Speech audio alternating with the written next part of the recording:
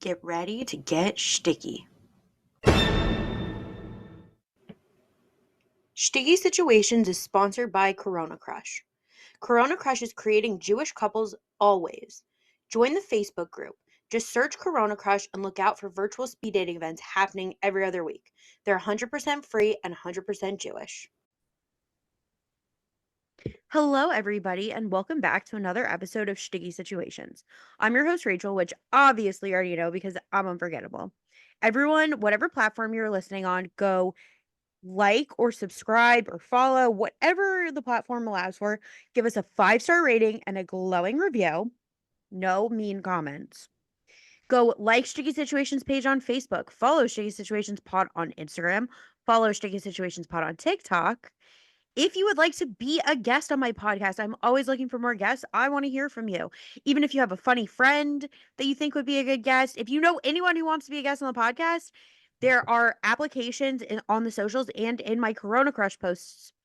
Or you could just send me a DM on Instagram at Shticky Situations Pod, or send me an email at stickysituationspod@gmail.com. I check it. I will answer. Just send me an email. I want to hear from you. I want you to come on the podcast. So yeah, okay. Same goes for if you want to date any of my single guests. I can make no promises, but I can try I will promise to try to make something happen for you. Just send me a message again on Instagram, DM at Sticky Situations Pod, or send me an email at stickysituationspod@gmail.com. Okay, everybody, we have an extra special guest today. I'm really excited for this episode. It's been a few months in the making. Please welcome my friend Gila. Gila, welcome to the podcast. Hi. Thank you so much for being here. I'm so excited. I'm Okay, so excited. I'm so excited to be here. Thank you for having me. of course. Okay, so Gila, before we get started with your stories and everything, can you just tell me and my listeners a few basic details about you, your age, location, relationship status, and religious denomination? Okay, yeah, of course. So I'm 24. I'm single. I'm from Northern California, and that's where I currently am still. And I'm Jewish, and I keep Shabbat, I keep all the holidays. I'm like Shabbos candles, and I didn't grow up super religious, but I am like super passionate about learning about my Judaism and growing in it and keeping as much as I can. And yeah, I've been growing in my observance for sure too. And that's great. We love hearing that. We love when people like become more connected to their Judaism, no matter what your level of observance is. We just love proud Jews and people who want to learn more. Yes, exactly. Yeah. And it's definitely been a a very important time to be a proud Jew. It's like most of my life, I remember it being a part of like a part of my identity. And I feel like more than ever recently, I've realized how much it just is my identity. Like it'll never just be a part of my identity. Like I'm Yeah. born Jewish, I'm proud to be Jewish, and then I'm like, if I ever grow to be, you know, an actress or a doctor or this, it's like that's just also like I will always be Jewish first. Like that's something I've really grown to be like proud about my Judaism. It's something I'm always speaking about. Like all my friends are learning too. It's really cute. My friends will leave me notes during Shabbat because I won't have my phone. They know how to find me. Or they'll ring my doorbell. They'll come walk to my house.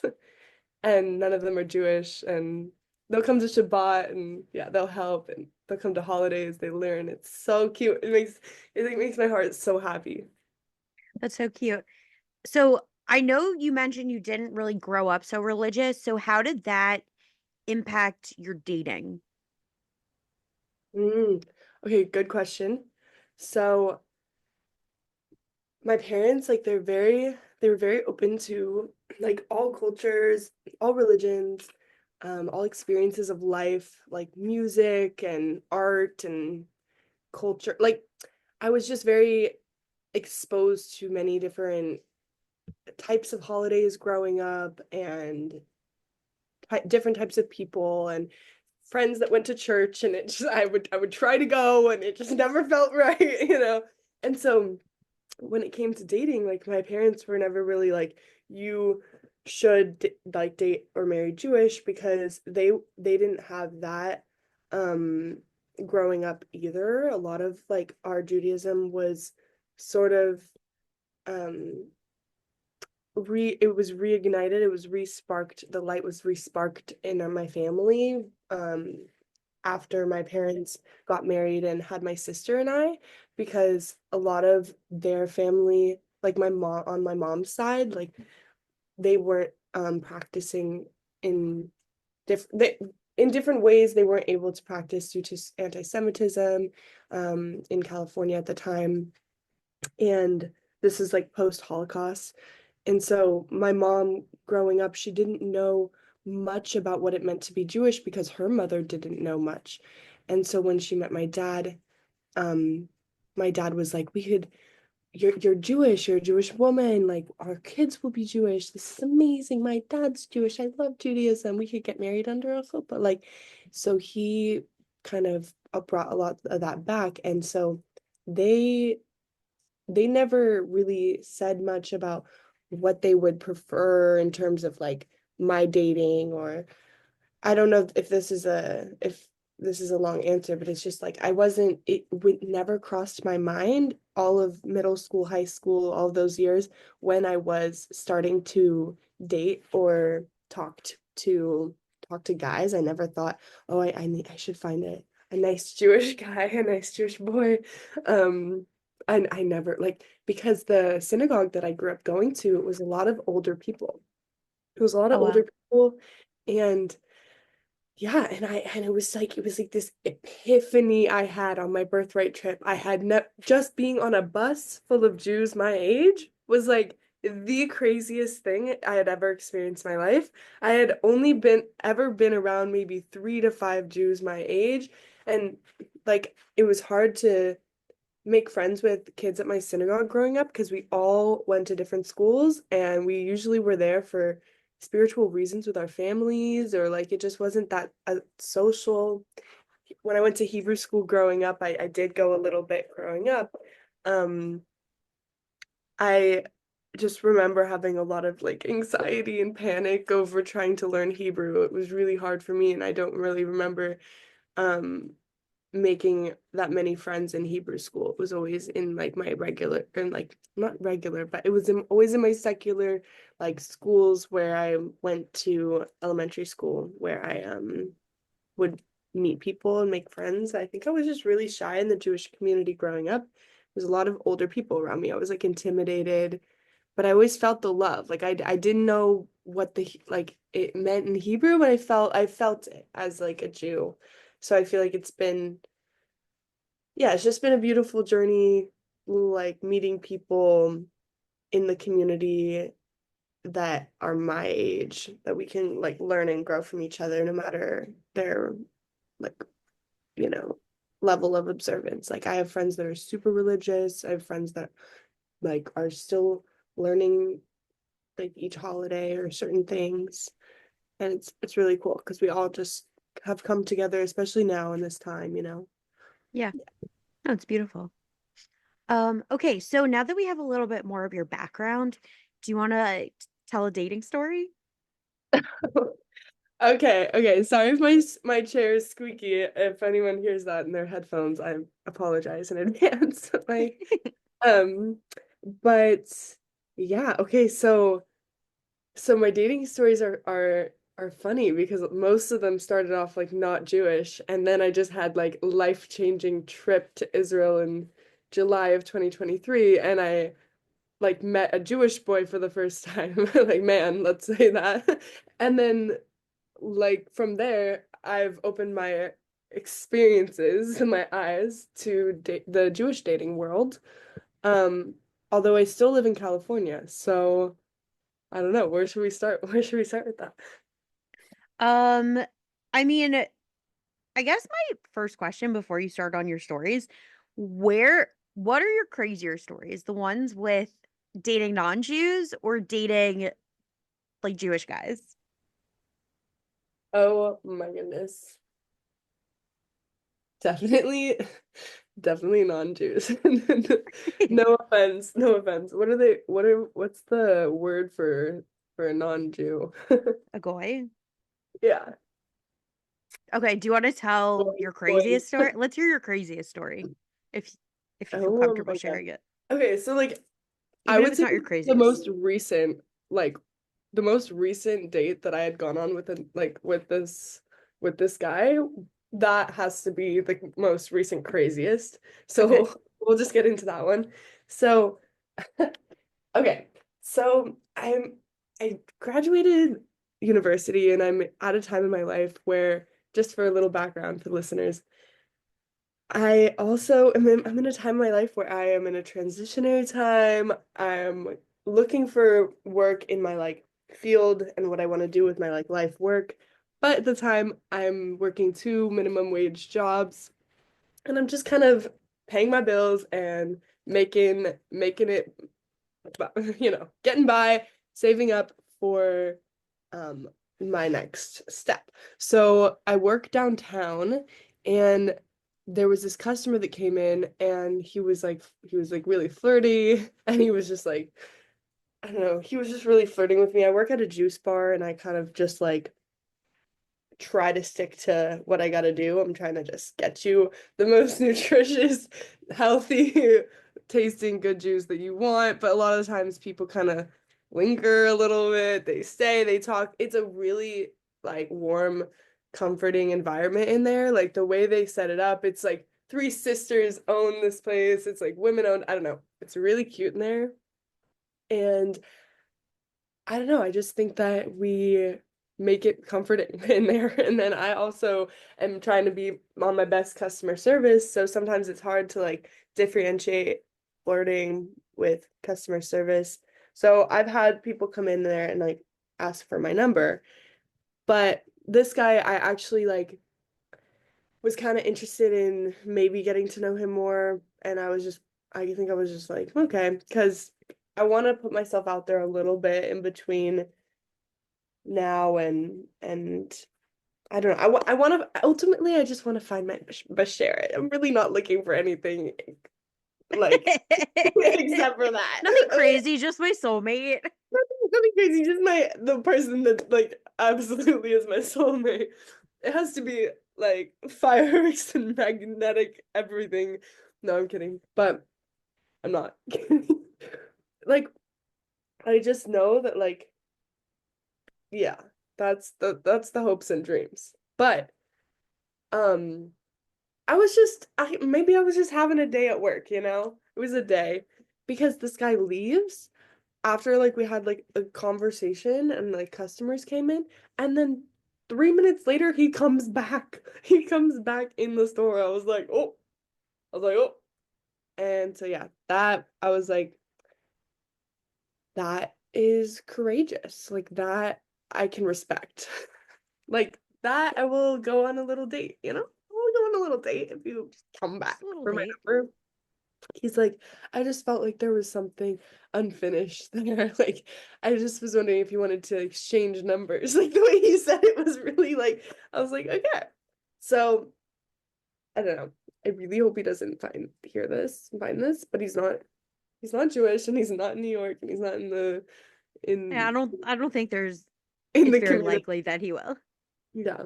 So he he ends up texting me and he asks me on on a date. He's like, "Hey, you want to grab some food?" And this was like a few days later, and usually, honestly, it's really hard for me to like I could get cold feet, you know, unless I just really feel something with this person. And with this situation, it was sort of just like a curiosity. I kind of felt something, but not really.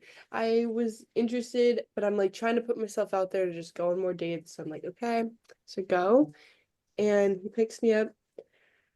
And I don't know, I'm just like first off, like just not what I expected. There was a lot of girls stuff in his car and he's like, oh yes, my exes, like just red Oh, that's so flags. weird. Yeah, Yeah, really red flag. weird.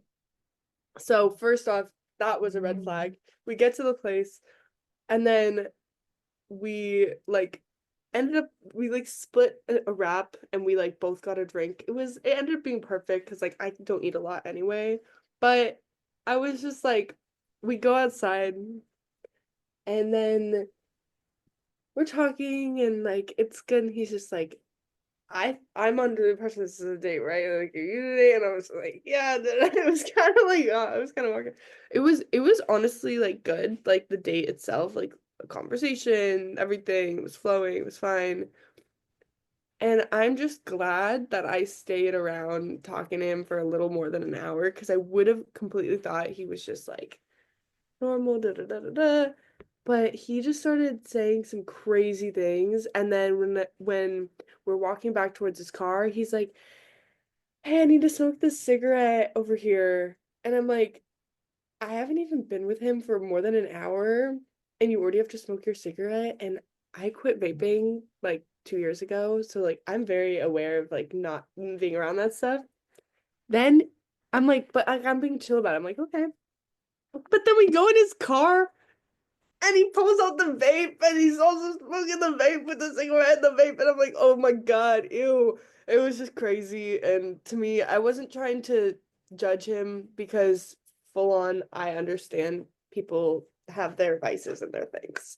But I personally am very like conscious and intentional about who I'm around now. Like who like what I let in, like in terms of that stuff.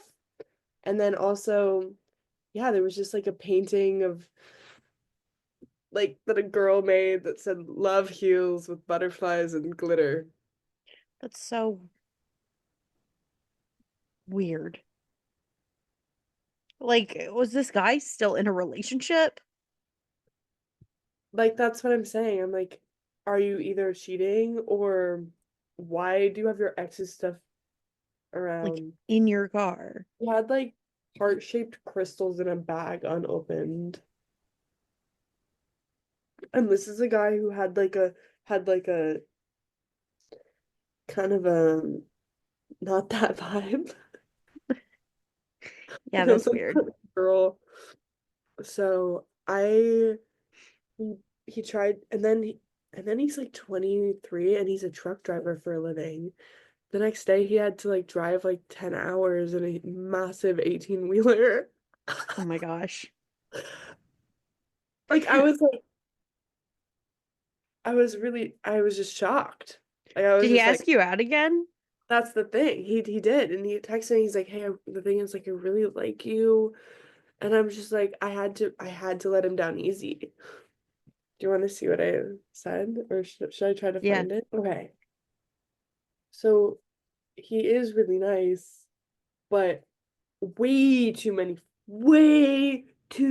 many red flags in an hour. Okay. Yeah, Also, no. I have quite the life. Like my life it's been insane in terms of like what I have gone through and where I am now. And I really want my Basheret. I'm just kidding. I want the right person and I really like Yeah, I and it's not this like truck driver dude no, and this is so messy already. with I'm like girls' stuff in his car. a mess. His car was disgusting too. And he kept trying to say how he's clean and it's his roommate and whatever. And I'm like, no, like that's not true. Like you're lying. You're lying. His roommate, meaning his girlfriend. Good one. Rach, that was good.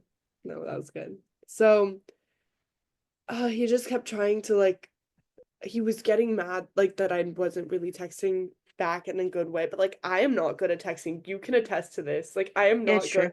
It's true. I am I'm not. not the best always I either. hate like the phones, They really stress me out. And sometimes it just means I need to be in the right space to respond to like that person. Like, Yeah, I get it. but it probably didn't look good to him because he's just like, she sucks at responding. But I don't know. If I really like someone, like that's when you But you read weren't into it, so it's fine. exactly. I'm like, read the room. Read the room. Respectfully, respectfully. So then he says like by the way, I kind of like you, and I'm not saying I want a relationship or something. I'm just saying that so you know, if you didn't already, you don't text me much or call, and I figure maybe I'm not a priority, or you're preoccupied with other things, or maybe there's some other guy you're focused on, but it would be nice to hang out again and get to know you a little more. I feel so bad. This is So like did you let him down? okay, so yeah, I tried to just say it's not that you aren't a priority. It's just I'm very busy in my life right now, and it's hard to keep up conversations. Sometimes the phone, but he basically insinuated, "Don't ghost me," and I was like, "You can't tell someone not to ghost you. It's gonna make them question why they like should they ghost you. It's literally it made me immediately be like, oh my God, I'm gonna ghost him, but I don't want to Well, ghost." I So like I said, I'll I'm not. I don't tell people not to ghost me. I call people out for ghosting me. It's like, how dare you Period. ghost me? Like, Period. But I literally said you said not to ghost you, and I don't like doing that. So I'm gonna communicate that as much as I enjoyed our date and time together, I'm not looking for anything serious in California. Because like that's true. Like I'm moving in 6 months, and then I said I'm still processing something else, and it's hard for me to explain, but yeah, I don't want you to make you feel bad. And I was just being too nice, and then I I just like I think I just said too much. Like I need to figure out how to reject someone, let them down easily, and not like give them a whole long paragraph. yeah, honestly, all you have to What do say you is recommend? what my usual thing is, hi, I enjoyed meeting you. But I just don't think I see this going anywhere. Best of luck with everything. Okay, yeah. Like God, I just need to do it. I just need Yeah, no, it's easy. Next time text me and I'll draft you a text to literally send. I'm just gonna text you for it. Um, yeah. So for all the viewers, there's some advice for how to do it. It's It's so simple also, like, stop ghosting people. Just it's easy to write a text like, don't ghost. I "Hey, don't it ghost was people. really nice to meet you. I don't think we're a good match, or I don't see this going anywhere. I Best of think luck with everything." I do not ghost like guys. Like I feel like that is like there's been times. Okay, we've all have done We've something. all done it. But you know, in the last like year or two, like no, I think that's just like playing with emotions. Like that's not right. Yeah, But it's always good to communicate like your thoughts. like I'm not gonna lie with friendships sometimes, like I'll take like a big step back and I'll have to do a lot of thinking and then communicate, but it's never ghosting. It can come off that way. Sometimes if you really sometimes the best thing with a friendship, I don't know, it is communicating, but like I Yeah. don't know if you don't want to be dramatic, sometimes it's okay to like slow fade. Hmm. Um like it sucks. Like I'll tell you it sucks. I've been on both ends of it. It Yeah. sucks. But I've also like the times that I've decided to slow fade, it's because I don't want the drama. I don't want to Like hurt anyone. I don't need to have a Right? drama of a Yeah. big friendship fallout, big drama with the group. It's like, okay, like I just need to step back from that person. Oh. And it's like we're not as close anymore and that's okay. And I I genuinely value like every relationship or person that I've like connected with in my life in some in a different way. Each person is really special. So it's like, you know, even if it's something horrible, like I have crazy old roommate stories, stuff like that. But I've learned from each one and like I I don't know, I don't like to think of friends in a negative way like that. But it's just like that's I maybe that's why I also like slow hit or like slowly back away for a little bit to kind of go inward on how I'm feeling and my thoughts on situations because there's been stuff that's really deeply really hurt me and affected me in this last year with stuff with Israel and Palestine. It's like I am so anti-violence, but I love the people of Israel and I pray for the people of Palestine. And it's like, how can I be Jewish and proud and so loud about it and have people still misunderstanding that I would never support what Hamas did to start this, to have all of this happen.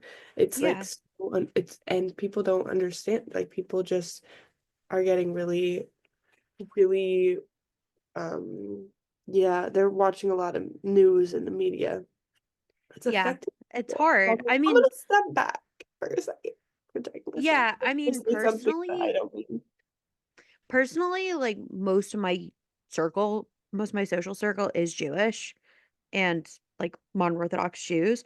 So like I don't really have that problem. I'm very loud about it at work also. Like Yeah. one of my coworkers is Jewish. So like I'm loud about stuff.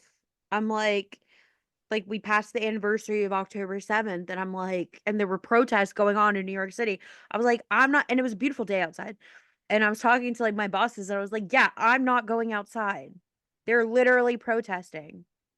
Like they're And women are protesting. still being held Yeah. underground, like 19-year-old girls. Yeah, And the no one atrocities. is talking about it. So what Yeah. you expect us to want to go outside when they're protesting on the day that so many people were just completely massacred. Yeah. And And I went and I saw the Nova site and I saw Kibbutz Be'eri. And I'm like, this is, I know this isn't the topic of the podcast, but it's like, this is so serious right now. And this is more than half of the reason why it I will continue to always be proud to be Jewish. Just 3 months before October 7th, I was standing in the end of the Holocaust Museum in Jerusalem, and I was crying about how proud I was to be able to continue on a generation of more Jewish people and how lucky I am to be Jewish and alive and the history is insane. And then like this past weekend I come back from New York and over 2,000 Jewish students from around the world, like France, Canada, Argentina, London, Mexico, like got I think like there was like Israel, um did I say? Yeah, I said Mexico, Canada, all these places, and then all these states, and all these young Jewish students that like have like the darkness has literally brought people together and on a collective scale, like on a very like the unity and everyone's coming together, and it's as like even if they weren't always a part of the Orthodox communities or they go to Chabad because of campus or whatever it might be, they're coming together and they're realizing they also want to date and marry Jewish.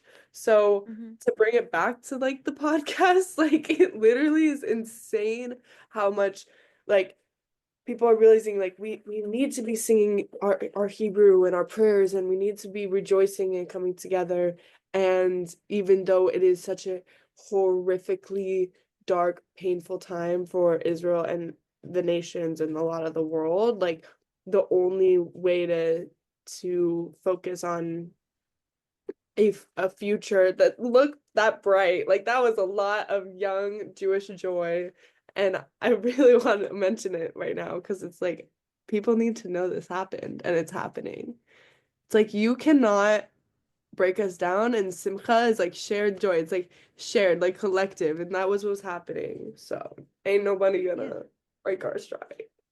Yeah, and also like the best revenge is like having like growing together as a community, getting people Oh, together, having more Jewish babies and like exactly, keep the more Jewish nation going. babies.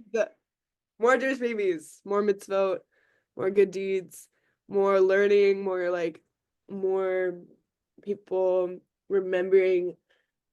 You know, it's like it's really easy when you're around a lot of non-Jews to kind of put it in the passenger seat. Like you're Jewish or like yeah, I'm Jewish. Yeah, Hanukkah comes once a year. Sometimes I do Rosh Hashanah, you know, but to actually remember like you're always Jewish.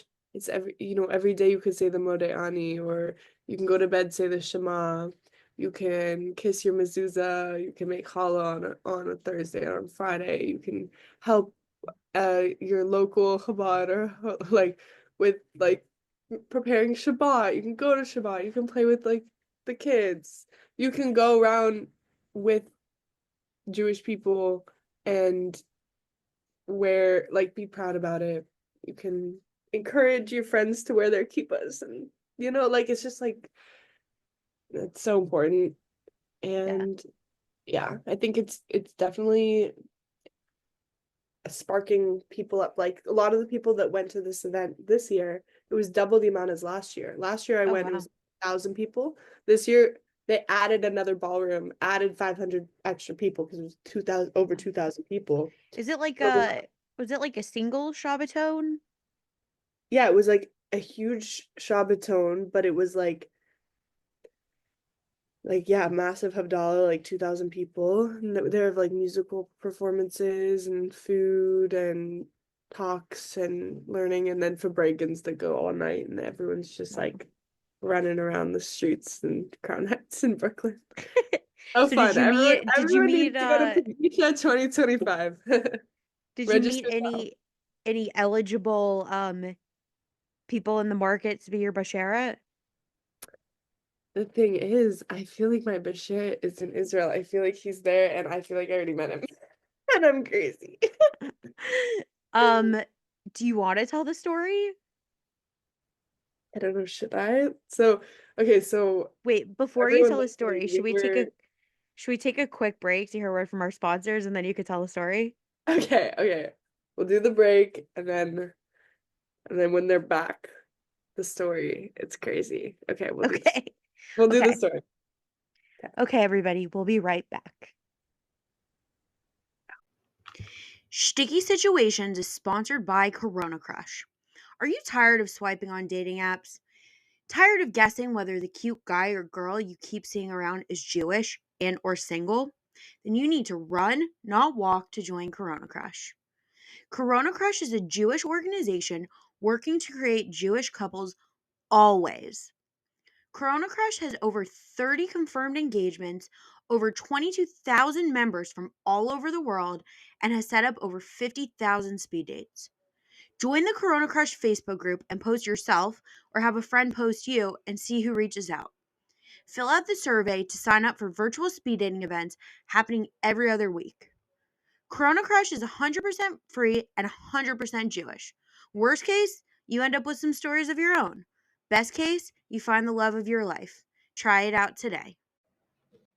Here on Shticky Situations, we tend to focus on bad dating stories, but sometimes dates do go well and lead to proposals and weddings. Who would have thought? And what do all of those require, you might be asking? Well, the answer is flowers. Who doesn't want flowers from someone they've been seeing? Don't forget, flower petals and bouquets needed for proposals. And that's even before all the flowers that go into weddings. Sticky Situations is sponsored by Primrose Flower Shop. In my opinion, Primrose is the coolest flower shop around and has the best customer service to fulfill all of your floral needs.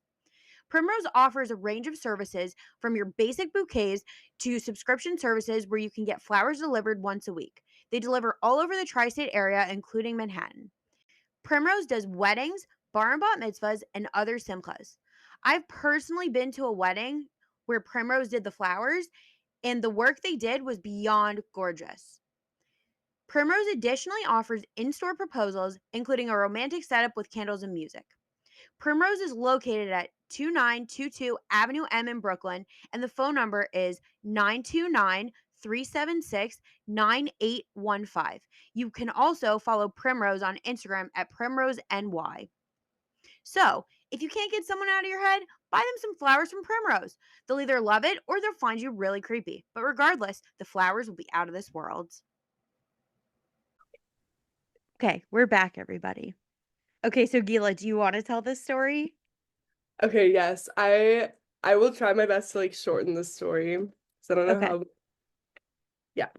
So it's probably one of my favorite stories that's happened in my life. And I just have hope that no matter what happens from this, like I treasure what it was for the time that it was, Even Yeah. though my whole heart is like, it's hard. It's hard. it definitely, just to let everyone know, this story definitely makes me want to be like, when I'm traveling, be like, don't talk to me. Don't talk to me. I'm not doing this long distance stuff. Because, woo, I never thought I would just meet someone where then you end up kind of accidentally continuing some sort of long distance something because you just you want to keep in touch with this person, and I'll just say that. So I guess the story starts with earlier in the podcast we were talking about how I went to Israel for the first time in 2023. This was really such a big trip for me because it was my first time going after like my whole life, ever since I was 4 or 5, like prayers that included the word Israel in there, like speaking about it and making art about it when I was young, but not really knowing what it meant, and drawing peace signs and little Magen Davids everywhere, and like then going to a physical land with thousands of years of history of our people and homeland, and so much history of so many different groups of people. And it's like it's just going there for the first time and seeing like all that art that like I would make growing up and through my life, like but on the streets and in like I cannot begin to get into how I felt going there for the first time, but this trip I knew for me was going to be a big, like a continue, like it was a big part of my Jewish journey and discovering more of my heritage and culture, and just being around, like that was the first time I've been around that many Jews. Like what? Like I was like freaking out. So the first day I was already on just such a mind-blowing high. Like I really feel like I was lit up. Like I was just on such a high. I was so happy, so joyful. I had such an intention too of being like happy, like being happy, like making it through a lot of hard things in life, and then being like, I am going to go on this trip and it's going to be an adventure of a lifetime. Like I was like really like that was where I was at. And so the second day we're in Israel, we as a group went to Tzfat. And if anyone knows Tzfat, it's on the top of a mountain. It's a mystical city. It's literally titled like mystical city. Like it and it has a lot of yeah, history and energy there for like a lot of the esoteric kind of like Kabbalah, like mystical side of Judaism, which at the time I didn't even know much about, but my whole life that was part of my path. But as like a Jewish person, I didn't even know it was part of like Judaism. Like my mind was blown on that mountain that day after hearing this artist speak. And we're just in Tzfat, the top of this mountain. We hear this artist speak, and then I just was like freaking out. I was writing everything he was saying, and like some of the guides on the trip, like they had only known me for a day, but they're looking over at me like, "Are you okay? This is I know this is up your alley." Like I was stoked, and I like he finishes his spiel, his speech, and I just really took a moment and like took it all in. I was like, wow, this is beautiful. And I like took a moment. We are all sitting on floor pillows, just like paint the picture. Floor pillows, his art everywhere. And I just stood up and I like had my eyes closed. Like I've never I never can like I can't recall another time in my life where I had such a private personal moment around like 40 people. Like there were people all around me, like my whole group. But I just like took it in, and I was like, I don't care who's looking, I don't care who's watching. I just like need to take this in. And I slowly like opened my eyes, and this guy is standing right in front of me. Like right in front of me, like looking at me. He goes and he's like, he's just there. Like I literally opened my eyes and he's right in front of me. Wow. So it just I'm like, okay. And he caught me in a vulnerable moment. Let's just start there. Okay, he got there. He got me because that was a very deep moment. And he goes, I saw your eyes. This seems so important to you. Like he just got me, you know? He's like he saw something in my eyes in that moment, but I know that in my eyes in that moment was me just like freaking out about this artist. Like it was important to me. Like he saw that and I felt like that was such a good way to approach someone. Like, I felt seen. That's what I'm talking about with Basheret because I'm just like, no, like it was so weird. Like it was just an immediate like, whoa, that is quite the way to approach someone. Like, um, so I literally like that's like pretty much all I remember from there. It was like he was part of the trip and it was just like 2 weeks of magical moments, memories, like literally just yeah, stargazing, exploring like Dead Sea, Mediterranean, Masada, like all of the like Israel firsts, but like he was also there and like so were my friends and like the people I was meeting on the trip and I was like learning and going to museums and writing and it was just like it was so beautiful. So like this story, it's something I'll always cherish because he was the first Jewish like man that I've ever like connected with on a like romantic level and it was beautiful and he was so kind and it was very attentive and caring and like he was very strong, like a very strong person and he was like my first impression of like a a real like true Israeli, especially also like speaking Hebrew and like I was learning Hebrew and he's like helping everyone, he's getting everyone deals and I don't know. I will always hype him up. And from there, like, you know, that was just what really like now I've met so many other Israelis and people in the community and but he's like such a good example of one, you know, like I wish that the world could see that the Jewish people and the Israelis are such peace-loving people and it's so like they are so strong and resilient, the things they've had to go through and the way that they cope with it, you know. It was a beautiful trip and like there's no I could go on and on, so it's really hard to tell the story because it's like 3 months later. Should I like actually explain to everyone like the extent of it too? Yeah. Like we are still in touch, but 3 months later he was drafted after October 7th. He was drafted on October 7th into the war. So he was in active duty for like 7 to 8 months. Wow. He Are you actually still in touch now? yeah, She's shaking her head, yes. we we texted yesterday. Okay. And so it's like, how can I like date other people and meet all these other people when I don't have like closure or clarity on this situation? Like my heart is still with him, low-key, high key. What am Like, I have you supposed to do when we're 7,000 miles away, viewers? What am I doing? What did I do? have you Oops. talked to him about it? Yeah, we do talk about it. And he also like throws in jokes about like serious things. Like he's like I feel like we both do vision something serious, but like are like is it logical? Or is it just like this is a dream, you know? I don't know. I mean, would you ever be Heartbreak. open to living in Israel? That's the thing. Like, yeah, but I couldn't do it for a guy. Like what if No, but it like wouldn't be yeah, for a guy. It's like, exactly. Like I want to learn Hebrew. I want to go to like SEM. I want to go to like a SEM in Jerusalem. I want to work with yeah. What if really you like kids went and there? Like population there's people. I so want to many programs that you could go for like a few yeah. months.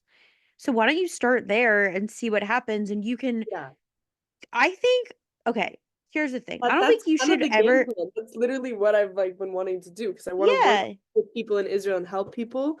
And Mhm. then if I'm there and we can, you know, just sort of also figure it out on the side. Wait, what were you gonna say? No, I was going to say exactly that. Like, you're still there for your own reasons, for your own personal growth. And as a because Jewish you woman. want to be there. Like it's for you, but at the same time, it happens to be that he is there too. Like, Right, I don't know, right. when I say like I would move somewhere for a guy, which I would within reason, it's not like I just am gonna start dating someone and jumping on a plane and uprooting my entire life to move right away. But like if I had an opportunity to go to where he is for a few months, Yeah. even, or like a significant amount of time, yeah, like It's like I it's would a move if it God-given worked. yeah, it's an opportunity of a lifetime in Yeah. general. Like I want to take that chance in my 20s to Yeah, especially you're so go young learn and and live and like be in Israel and like live. especially because you have it, you're not like pigeonholed into some career yet here. Like Yeah. you're you're you're young, you're free. You can The kind only of do thing whatever is you want. I have a cat. So that's the only reason I'm not there already in a program right now. Like, it's about like figuring out if I have a family member that would be willing to take care of my little baby while I'm in a program. And then, I'd be willing to make a big move with my cat. But yeah, it's all crazy. My friends, if they're listening to this podcast, they're gonna be like, "Can she stop talking about this now? Because it's all we talk about." They're like, I "You think just you need to should be do there." it. And then you're They're going to like, have "You need to to be there." and then you're going to have to follow up with the podcast and let us know if something happens. Uh-huh. For all you know, like maybe it doesn't work out with him, but you meet some other Israeli man No, or see, like and it's like that's why I started this with like I am trying my best to know that like even if he is not the one and it's not us, that like I am so grateful for the beautiful 2 weeks, 3 weeks time we had together yeah. because it showed me that in such a like insane amount of time together, like it showed me what's possible, how I could feel with someone. I didn't know I could ever feel like that. Like I had been through a lot of heartbreak in other ways with like just stuff like that, just and I had lost like some friends at a young age, and just it was hard to like let a guy in for a very long time. So it'd been like 5 to 7 years that I felt like I was ready to like, and I hadn't even told him any of this. He doesn't know anything. It was just such deep, it was just such a connection. And so I don't know if it is, it is, but like I definitely am trying to just stay focused on yeah, where I'm meant to be right now. But yeah, I'm open to just trusting in, we don't really have control. So I'm just putting my trust in there out Yeah, there. it's kind of like I don't know. I say this about a lot of aspects of my own life. It's like I don't know what the plan is. I don't know what's going to happen, but I just want to at the end of the day, no matter what happens, I want to be able to say I did everything in my power to like try. Like if Like it if it doesn't we're living, happen, we're I did living. it all. Exactly. We are living. Like ever since I was like 12, I would like go to like I would save up my money, go to concerts. I would save up my money, travel. I would book a flight and I would do it. I would make things I would just like this is we just have to live our life knowing that we are the creator of our lives. Like I had a Japanese professor. It was poetry. It was Japanese poetry. It was beautiful. And he was just like, we are the creator of our lives. So we gotta make it happen. And I don't wanna like I wanna live like every day to the fullest. Like I feel like I just Yeah. like especially in tragedy you find that like you need to be living your life. Like you need to be enjoying every moment. So many innocent, beautiful people who their lives were taken from them. It's like, hello, what's going on? Yeah, and I think we have to understand that at the end of the day, we aren't in control. It's God calling the shots. But Exactly. like we still have to do our hishadlut, which is like our own work. Our That purpose in yeah, in why we're here. yeah, so we have to put in that amount of work and say we did everything we could in this circumstance. Yeah. We and like I think I've talked about this a lot. It definitely comes out in dating. It's like it doesn't matter if like I said this before. You can meet 100 people a day or like one person a year. You don't know who your person is going to be, but you Right. should continue to put yourself in a position to meet someone. And And like we're you have doing to our like work. love yourself first, because that's like at the end of the day, you literally are not ready to like let someone else in or love someone to the way that like you could love them if you don't have that Yeah, inner. I totally agree with that too. It's like you have to do the work on yourself, make yourself as ready and but also like still live. It's not like we're living half a life just because we're not No. married. It's like no, I'm No. still living my life So you have to to be a the full fullest. person when you get in a partnership. Like I am, Yeah. you know how people are like, oh, it's like half and half together. It's like, No, it's no, not. I've heard in Judaism like rabbis talking about this too. Like, oh, you need to be your full like self, and like it's just the best to focus on yourself and like try to reach your highest potential like every day. Like, of course, there's days where I'm just like having a day. But I feel like it's been so nice the last like 5 years I've actually been like single. It's been horrible, but also really nice. Like, because Yeah. I've had that introspection, like that self reflection. It's so important. And then like you just know yourself so deeply, and you know that that love is within you. And if it's within you, like it will be there. Like you will find it and you have it to give. Like I just try to tell myself this. I'm like, you got it. Yeah. We gotta hype ourselves up. Yeah.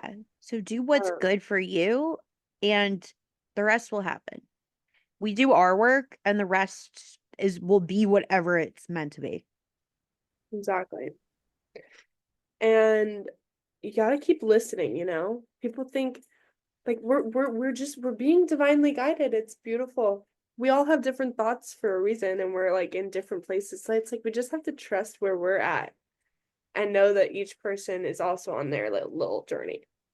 You Yeah, know? exactly. Okay, so Gila, I know like you said you met the this guy in Israel and whatever, but you're not really dating him. So what's and now that you're like more intentionally trying to date Jewish guys, what's that like in California where you mentioned that like you grew up in a place and you live in a place that there aren't so many Jews? Right. Yeah, no, exactly. So since we're not dating, it's sort of just like I am trying to still just focus on myself and figure out And it's still always good to together, put but just yourself like out there. If you're not yeah, in a it feels committed good, but relationship, like yeah, exactly. And like I would want him to like pursue that if that's what we end up wanting, you know? But like yeah, for now, it's like I do have to figure out like my standards and like my what my expectations and like what I would want or whatever. But so it's like it's really a weird time to be trying to date Jewish in where I live. Like it's not it's really hard. Like I feel like I've met all the guys that go to like the Chabad, the Hillel, like in my town. Like I feel like I know all the younger Jewish guys. yeah, And yeah, it just doesn't really like click like that with any of them. I feel like I learn with more of them. Like we it's just more community vibes, you know. It's not really anything there. And so it's like I don't know. And it's like how do you go from such a beautiful little story to like getting back on a dating app or something? Like, oh, it's so hard. So it's like I've kind of refused to do that right now. But I feel like it's rare to be asked out on like a nice date in California, like where I am. I feel like in New York or LA or any like major cities, it's like you'll get asked out on like a dinner date, like a nice date. Like I've gone on like dinner dates, but it's just like a rarity here. I feel like there's so much hookup culture and people that just oh, have like they just expect like, and it's kind of like maybe they'll courageously ask you for your number, and then it's like, okay, are you gonna ask me on a date or you want to just like hang out? Like what? yeah. Like, So what is that? what? And Like I'm like, any guy who please. asks for a phone number is like, "Oh, so you want to come over and hang out?" Like, Like, no, you're a what? stranger. Huh? And like my friend Molly's like, you're gonna take her to your room? Like, huh? Like Yeah, my like best friend into your dirty apartment, like your gross little apartment, and like she's gonna have to find her way out because oh. So it's yeah. like, no, no, no, no, no. I mean, I would say in it's definitely not an orthodox. I live in like a modern orthodox community. I mean, I'm sure there is hookup culture in my community. Let's not beat around that. There's definite hookup culture around here too, but it's it's not as much, Different, I yeah, it's think. But like I have matched with guys on dating apps and talked to them, whatever, gotten their numbers. Maybe they're not orthodox. And like some like it has happened, and I remember like just one of them. One guy, like, we're texting and he's like, "Oh, you want to come over and watch the game with me on like a Sunday?" But it was like kind of late, and I was like, "Absolutely not." I was like, "Number 1, I hate sports. Like, I do not want to watch sports. Number 2, like I do not want to watch the game I with don't you. want to watch sports. Like, no, thank you. I'm watching The Real Housewives. Number 2, I am not coming over. You are a stranger."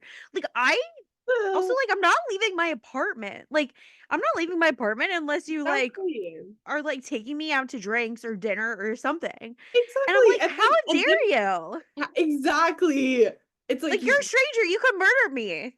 like what? Like who do you think that I am just going to immediately feel like comfortable bringing you into my home? Like they'll find out I live like in my cute little apartment and they're like, "Okay, I want to see it." Like, And no. I don't know what you're expecting like sexually too. Like, please. Like No. I have I know my goddamn work. I know I have some standards, but please, like it makes it hard too, because it's like they act like women don't also want to be with someone. Like, there's like we also have to have like we have to keep it classy. We gotta have the standards, and then it's like we Yeah. work our way. It's like Also, it's just so low effort. And I don't know. I've said this a lot of times. Women, I'm not in a place in my life where I'm looking for low effort. Like, yeah, for as that much as I go through being a woman, like, you can, like, ask me out for drinks, plan and pay for like it. It's not that deep. it's like I have to remember how I genuinely love and find it easy to like do cute little nice things for like my friends and like plan little things or like make a little meal or make this. It's like we just like girl so many women are like, "Oh yeah, like he left me a note or like he wrote me a flower." It's like if a guy were to leave me a note, I would flip out. I would be so happy. I love like writing. I love like expressions of love feel like that doesn't happen, but that's like the easiest thing for a man to do. Take a pen and a paper, and then you write something. Oh my God, it would make a world's difference for a girl. It'd be like, wow, that's so romantic. But no, Yeah, it's anything that not. just involves a little bit of thought or effort, like, nobody's asking for anything crazy. I mean, some Like, people are, come but on. like, Yeah. So but it's I just think like, that make that's an the difference. effort. Yeah, that's like mainly the difference of dating in California is like, and I don't want to put like California into a box, like being No, like, I oh mean, yeah, you're all just Californians are like, no, but it's just the culture. just It's like your the specific environment. community. Yeah, especially I'm in a college town where like it's a big party college town too, so you have to find your people. And people will mostly just go to bars and pick up people and whatever. It's like, wow, it's really not it for me. That's just not my forte. So it's like I've had some nice dates here, but it'll be like after one date, like, are there expectations? Like, what the heck? Yeah. And it's like, I just, I've realized that where you are can really have an effect on like if you're gonna be in a good, healthy, like long-term relationship. Like, it's Yeah. possible. There are people in relationships here, but I feel like it's not until I make that next step, that next move. It's like I've Yeah. been in like coming of age college town, and it's beautiful. I love it so much. Like I really appreciate my friends and my community and the life I have here. Yeah. But it's like I'm ready. I'm ready for more focus, like the energy to be focused on like nice dates. Like that's not the energy here, you know? Yeah. And I don't know. I feel very passionately about this because I revolve my entire life about being like around being in the Jewish community and being Yeah, in like in a specific like Jewish community for young professionals where I'm more likely to meet people, maybe not even romantically, but more likely to like all of like my social circle and yeah, dating potential, but it's just like surrounding myself with other young professional Jewish singles and like being here and everyone's like, "Oh, it's so easy you're in New York. Oh, it's so easy you're in New York." No, no, I people have to understand this. Like, yes, a good amount of my friends, a good amount of the people I know, their families are in the New York, New Jersey area. They are between 20 minutes to an hour commute by train or by bus to go to their parents' house. Like, it's expected that they live in the city, but even if they didn't live in the city, like they could socialize outside of the city, but or they could socialize in the city. But like I made a conscious decision when I was out of college, like, yes, I'm staying in New York City. Like, this is where it's good for me socially to be a young modern Orthodox Jew. yeah. And I think people are Hard out here, like in the no, it's rural hard. And like California Jewish, yeah. I'm from Columbus, Ohio. Like No Columbus, Ohio way. is not a place to be No. a single modern Orthodox Thriving Jew. Like Jew, yeah. I would never want to be single there. But like some people are afraid to leave their families, which okay, everyone has a reason why they are where they are. Some people want to be where they are, it's fine. But what I can't stand is people complaining about their circumstances when they could so easily change it. And I'm not talking about you because you're not complaining and you're actively talking about changing your circumstances. I am actively And I trying to. love that because it's just like, if you're unhappy with your circumstances, you can change them. There Yes, are certain things that you yes. cannot change, but there are things that you can. So, Like like, if people need there to is believe in something that you themselves could in that way. Yeah. change, you should do it. And it's not easy. I'm not saying it's easy. And No. like everyone's like, "Oh, it's so easy. You started off in New York after No. college." No, Like it's not. okay, but like I was in I did go to college in New York, but that was a conscious decision. I went to a place where I know there was a big Jewish community. I mean, the only community was a Jewish community because I went to YU, but the other schools that I looked at for colleges, like I looked at schools with big Jewish communities because I wanted to be where the other young Jews were. So it was like a no brainer for me after college, like staying in New York City. I still had to actively find a job in New York City. And yes, I had friends from college, but like I still had to meet new people and make friends. I moved communities in 2021, which at this point it was a while ago, but like at the point I moved, I knew a couple people in my new community. I didn't have that many friends here. I didn't really have friends. I reconnected with some people who I was friends with in college, but for the majority of it, I met new people and Yeah. like it's uncomfortable. Like the whole Yeah, you just process have is to push through. uncomfortable, Yeah. but like It's you such a have leap to of like faith. but I'm in such like I was talking to someone like, yeah, okay, maybe the first 4 or 5 months that I was here in my newer community were awful. Like it was awful. I spent a lot of time by myself. I didn't have so many friends. I was exhausted from constantly putting myself out there. But at a certain point, like if you keep putting in the work, it pays off. And like I made my friends. I have a great group of friends. I'm constantly meeting new people also, and I'm Yeah. more established here. And it's like people I think are they like to complain about their situation and then be like, "Oh, but I And can't then move because I don't know yeah. anyone. And that's the Oh, I thing. can't Like, move. My job's here." Jobs are yeah. replaceable. No, and Like that's you can no, meet new yeah. people. It's And it's been like, yeah, it's like, yeah, it's been crazy because I've been ever since that initial trip to Israel where like a lot was like brought back for me, I extended my trip, met someone in Sfat that connected me to the family here in like where I live, and I started keeping Shabbat and going there every single weekend with the week with the wow, family. And then I got this opportunity to go to the National Jewish Convention in Palm Springs like a few months later, met wow. like hundreds of people there. Then I got to go reunite with those people at Pagisha last year in New York. And then I got an opportunity to go to a Jewish trip in Florida in January with 100+ Jewish women. That's like coming together, praying and for the for peace in the world, like learning and growing, and it's so beautiful. And then I, you know, get a chance to go back to Israel this past summer during the war, see some stuff, do some stuff.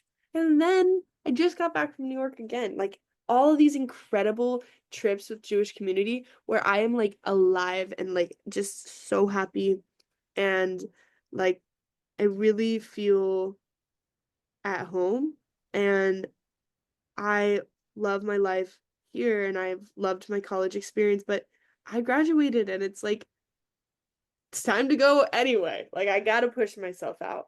And I might as well push myself into a place where I can continue to feel inspired and happy and around Yeah. people that I don't have to explain myself to, especially with the pain in the world. I don't want to explain it anymore. Like just being around people where you don't have to speak on it. You just know.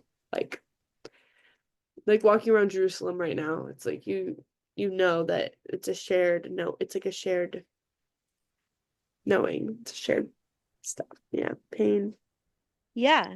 I totally agree. And like I admire that about you, that you know that you want to be somewhere else and you're trying to be somewhere else. So And I don't know where, but hey, that's okay. You're in figuring it 6 months out. from now, I'll let you know. Yeah. We'll see where we go. And Gotta life is all about change. Like, I don't know, I've thought about like, oh, is New York really where I should be right now? And right. like I've thought about my other options about where to go. And right now, I don't think that I want to be anywhere else. Yeah. Like like if I really thought that there was going to be somewhere better for me, I would do it. Even if it was hard, I would have to get a new job, new apartment, new group of friends, new everything and move somewhere else. I Yeah. would do it because if I actually thought it was going to be better for me, right Yeah. now I don't think it is going to be better for me. But if like in 2 years from now I'm like, "Oh, actually I think a better opportunity is for me in XYZ place." Like you go where you feel like you need to be. Like you don't just sit in your where you are and say, "Woe is me, my life, this isn't working, but I have no like I have no choice. I'm stuck here." Nobody's ever stuck. Yep. This is really it's really fitting right now in this time period of my life. Like, wow, never before in my life have I ever been in a time where you're done with college and done with all the school that you've gone through, all the sports and this and the school and the extracurricular things and everything that has kind of shaped you and brought you to who you are, all the experiences and the socialization and maybe even just like the hobbies and the crafts and like who you are, then you're done with school for now. I mean, you're never done learning, and I probably will end up going back to school, but it's like no one's there to tell me what's next right now. What's the next step? And it's exciting, exhilarating, scary, terrifying. And I know I'm not the only person. It's like every single person goes through this in their life. And it's Yeah, like, and people go okay, through it multiple times. Like so many times. Like just you because could be in your yeah. 60s and just completely change your life again, and like you should. Like I encourage you Yeah, should. I don't know. I've looked again, I have looked into moving other places and I just don't think Yeah. that like while I might be happier in some capacities, I just don't think it's what I'm looking for ultimately Yeah. at this point in my life. Like, I don't know. I guess it's fitting now because okay, so I live in New York. It's cold. This episode will come out after we record it, but we're recording now in November, end of November. It's Yeah. cold. It's raining. It's like miserable outside. It gets dark at 4 o'clock. Like Yeah, and it's it's raining here right now, and it's California. It actually was colder here this week than it was in New York this past weekend when I was in New Oh York. yeah, no, New York has been like having a crazy fall. It's like 80 degrees one day and 40 degrees the next. But but yeah, like I really don't like the cold and I really don't like the dark and it really affects me. So like And last you're year, there. yeah, yeah, and I'm here. Last year I was like maybe I should move to Florida.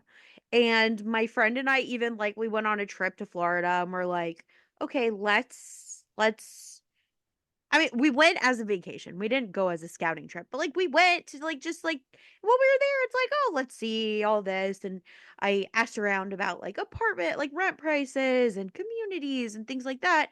And I did research, and while I think it's a nice place to live, I just don't think it's the right decision for me right now. Yeah. Like, I don't think moving to Miami is going to solve any of my problems, except for the fact that Like, I might just be a little happier during certain months of the year where I walk outside and it's warm and sunny out. Like, and the beach and yeah. No, but like yeah, but the Jewish community in Florida, it's thriving. I mean, hey. no, it is good, but I just don't think I'm gonna get another singles community like I have in New York City. Yeah. Like, like there are nice communities in Florida and like I visited them. I just don't think they're anywhere close to the size of my community in New York City. And I think the only other comparable places to the New York City singles community would be Jerusalem or Tel Aviv. And like I'm not really ready right now to move to Israel. Like I'm not saying never. I never say never to anything. At this point in my life, I'm not ready to move to Israel by myself. How old are you again? I was gonna ask before that. I'm 31. Okay, I was gonna ask before you said that because I was wondering about like how it's going for you in your dating journey in New York. If I was 24 and I don't know, maybe I would look at things differently if I was like in my earlier 20s moving to Israel right now. But also Why? Oh my God, you think it's also not that big of a difference actually, because like yeah, I do like my job, but I'm not married to it. Like I could like get a new job anywhere. yeah. I have a nice group of friends, but I know myself, I'm very social. Like I could make new friends anywhere. Yeah, yeah, you'll just attract. But wait, I'm Yeah. confused. Wait, why do you feel like if you were 24 you would consider it? 'Cause like I shouldn't live in that fear, right? Like there's no reason for me to just work up some sense of fear of going there right now. Obviously, it's like not the best. It's not a good time. No, no, no. Like The I reason why should I'm not I feel no, no, so no. pulled there, like spiritually too. Like I'm like this is like No, such a special my place. reasons for not going have nothing to do with the war. It's just more like I don't feel like I am ready to leave America yet. Just like my own myself personally, maybe it and it's just like a personal thing. Like I love Israel. I need to go visit soon. It's just I'm just like not ready for that big of a step. Like Yeah. I do have an established life here. And again, I'm not pigeonholing myself into my established life. I just am not ready to go that far. But if I Yeah. was already planning to like if I was like, okay, I'm leaving New York. No Yeah. matter what, I'm leaving New York at Hey, the end of my you're close lease. to there, so you might as well go. Yeah, if I was like, I'm leaving New York at the end of my lease, no matter what, I would probably consider checking out Israel. Yeah, I'm like just my not lease ready. I'm ending not in ready like to leave New York. okay, that's fair. Single. I've had this really weird pull since I was 12 where I'm like, I'm leaving America. Like I feel so pulled out. But we have so many opportunities and like freedoms here. So like obviously, and it's like so it's so hard to like feel this way, but like I feel it. And for a long time I thought it was like London or Europe. Like I just like need to go over there. But then once I went to Israel, I was like, oh, I was like, oh, of course. Like, and yeah, just that pull. And so I want to take the opportunity to explore it because they have so many they have so many programs in your 20s too for that stuff. So I'm like, okay, Yeah. I'm at this point where I finished a lot of hard school. Like I really persevered through a lot of these years. I'm like ready to just like fly. Like I was saying like 2024 you soar, you know, 2024 you soar. But like if it's 2025 thrive, then Yeah. No, 2025 and I thrive. I I do We think it thrive. is sometimes easier to start somewhere new when you're at the beginning. Like right Yeah. now you're at the beginning. You're at the beginning of your career. You're at the I haven't beginning. established anything yet. Yeah. So like again, I'm established, quote unquote, but like okay, I'm 31. I've been working for 8 years. In the grand scheme of life, it's only 8 years. Like I if I really wanted to, if I felt that pull, then I would go. Yeah.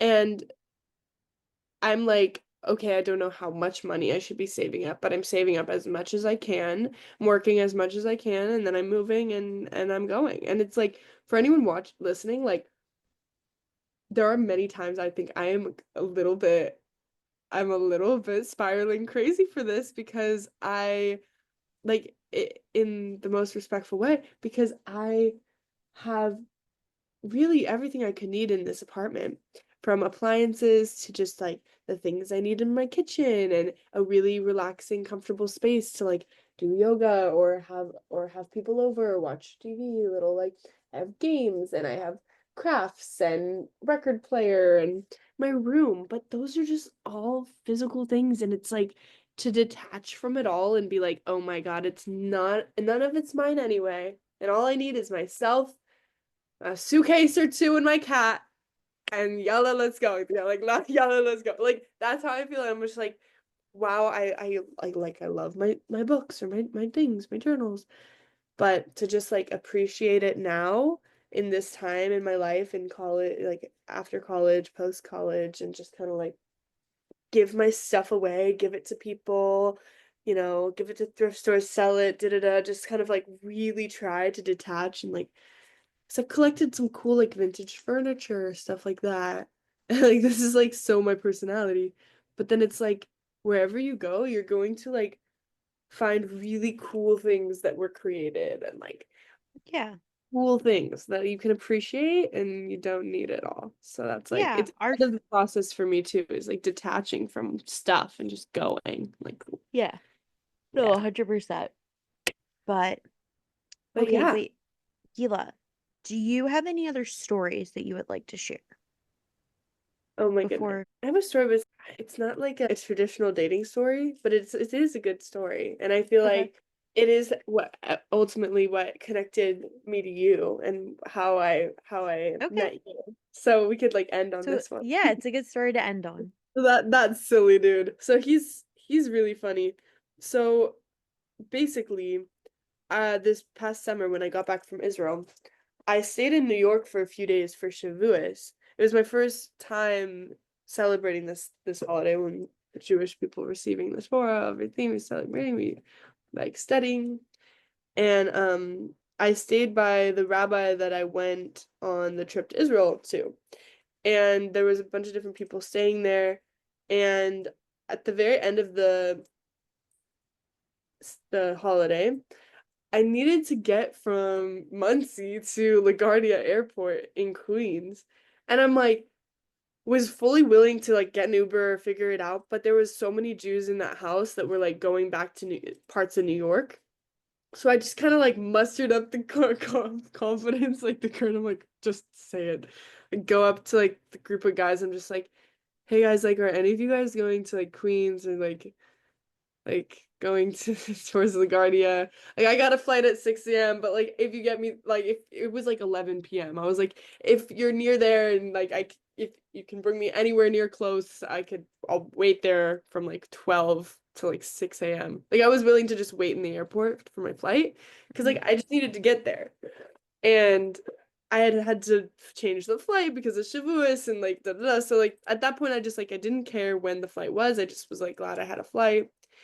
And these two guys were like, "Oh, well, like we're not going there, but like he's driving me and he's going from from Muncie to West Hampton to Long Island to whatever. I don't understand the order. It was probably like Long Island and West Hampton, Muncie, Queens, what something like that. It was like anyone that's listening to this that's from New York is gonna be like, what is she saying? But West Hempstead is in Long Island, okay, West Hampton's in and Long Queens Island. is right near Long Island.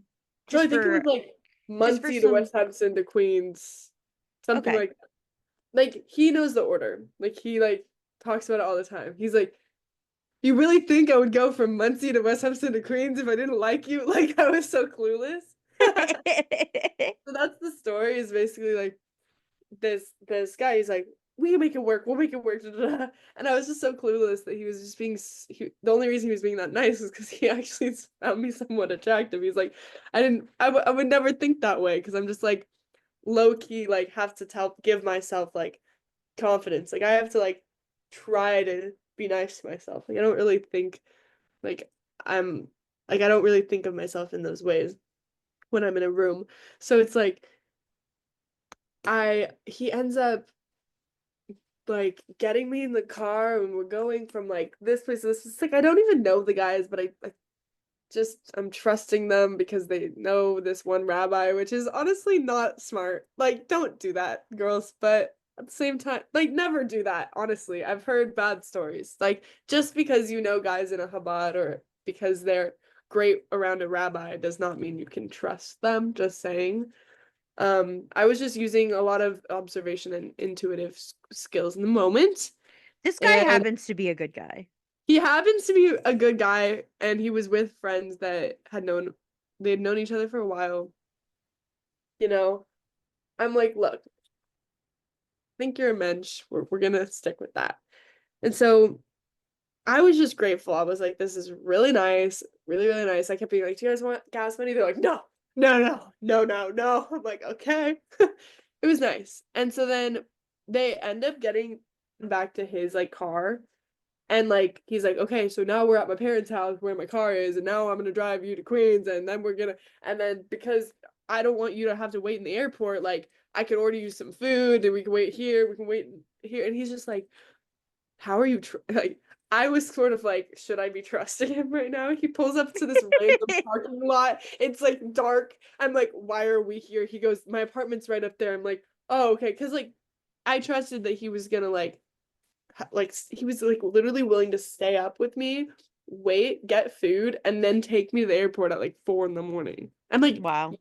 whoa, like that's a nice deed. Like that is a nice guy. He is a Yeah, nice guy. I was like, wow, this is really nice, and like I could tell he just like wanted to help me out and get me there safely. So I wasn't really worried about like chilling out in his apartment. It wasn't until after he drops me off at the airport and we stayed in touch, we like would call and talk every now and then because like he's funny. Like I feel like we get along really well. Yeah. It wasn't until then that we like made the click that like, oh yeah, no, the only reason I did that is because you're attractive. Why would I do that? I would never do that. And I'm like, well, He's so I dumb. thought you were a good person. And you still are, No, no, but no. like He is a good person. he He's also is. just an idiot. I'm just kidding. He's He actually is. coming to me for Shabbos this week. Oh Not my to God. me. He's not No. staying at my apartment. He's staying a few blocks away. Okay. But Are you gonna be I there? what? Are you gonna be there? Yeah, yeah. He's like tagging along with me for dinner and I'm hosting lunch. Okay, So so send him my like yeah, I send him will. my I'll tell like him we did I this today. yeah, just tell But him yeah, yeah. I yeah, be like He's a we good finally did guy. it because He's so my friend. He's a good guy. He's just an yeah, idiot. I no, I literally love like I love keeping in touch with him and He'll love I this shout out too. Normally I would say don't say names, but he'll love this shout out. no yeah, we got to shout him out. Like when he hears this, he'll just be like, And then he put "Cool." us in touch for the podcast. He texted me. He's like, "Yo, I met this girl. She's really cool. She has cool stories. Like, she should be on your podcast." Exactly. Like he's so funny. He's just like he like just from like us knowing each other for a few hours, he like knew some crazy stories, and he's like, wow, you just into a lot of different types of things. But yeah, he I hope he just can find like someone that's really like is right for him, like just the like soon too, because he's like, I want a wife. Yeah, I'm we're like, working on it. 24. He's also still an idiot. Yeah, I'm like, yeah. I try to help him where I can, but sometimes I'm just like, I can't help you. Like, you need to stop being an I idiot for me to help you. no, it's like I think that he has such a good he comes from such a good place, and like No, no, he's very positive. a good person. And and yeah, I keep telling him just learn how to cook and you're good. Oh yeah. Oh, the whole for Shabbos, I like told him what to bring because I'm taking him with me to one of my friends for dinner, and I was like, okay, you need like please, can you bring challah? He's like, okay. Do I need two challahs? And I'm like, yes, two challahs. He's like, At big least. challahs? I'm like, yes, two normal size challahs. And then I was like, for lunch, I was like, okay, can you handle bringing dips? I'm like, Can there are you not handle that lot of it? people. Can you bring two dips? And he's like, Oh which God. dips? Oh my God. And I literally had to spell out which dips to get for him. Like, It- I hope he got them. I need to check that he got the stuff. But But yeah, I love this story. I feel like we had to end on this story because yeah. like he he's like he's like Gila. He's like Gila, and he's like why? And he's why would I go from Muncie to West Hampton to this to that? I'm like I know,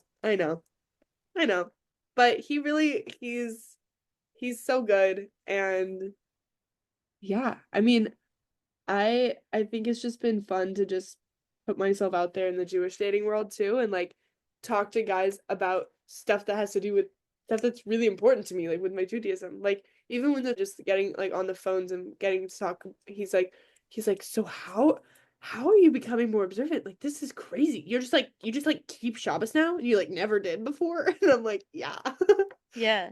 So it's cool. It's like It's cool. you get to like learn from each other, and it's fun meeting different types of people with different experiences.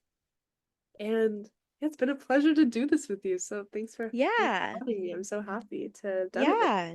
Me too. you. Okay, so wait, before we end the episode, can Yeah. Okay. you give me and my listeners one piece of dating advice? Okay. Okay. Dating advice. Always be yourself and like let the weirdness out. Just like if they get the ick, they get the ick. Then they're not supposed to be with you. That's not your person. Like be yourself through and through. Like be your authentic self. Like really connect with that inner you, the inner child, like everything. And just know that like you are also you're worthy of it. So just be yourself and try your best to be confident. Confidence is a mindset, and it's ultimately you just have to believe that yeah, you're beautiful the way you are. So be yourself. Be yourself. That's definitely I my like it.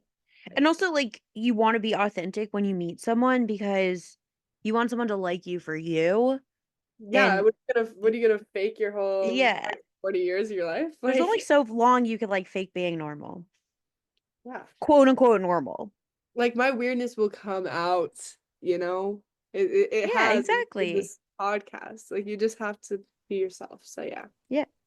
Okay. And last but certainly not least, Gila, do you have a tagline? Um, I believe love will carry us through. And like Okay. we are just love beings. And yeah, follow your heart.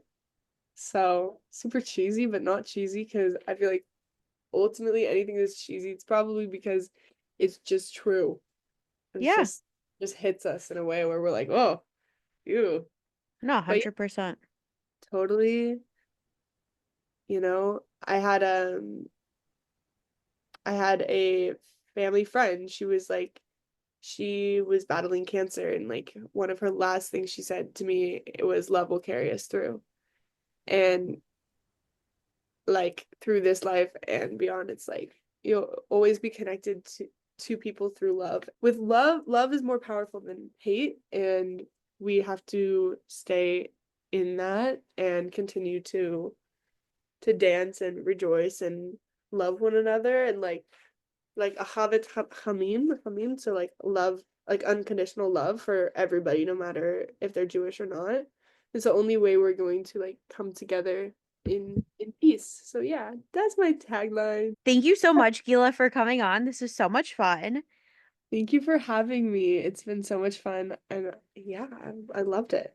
And I wish you luck with all of it. I hope you text me and update me on what happens Thank you. I with the will. Israel stuff, especially. Yeah. But yeah, you'll have to let us know. And Shticky Situation Nation, you'll catch me next time.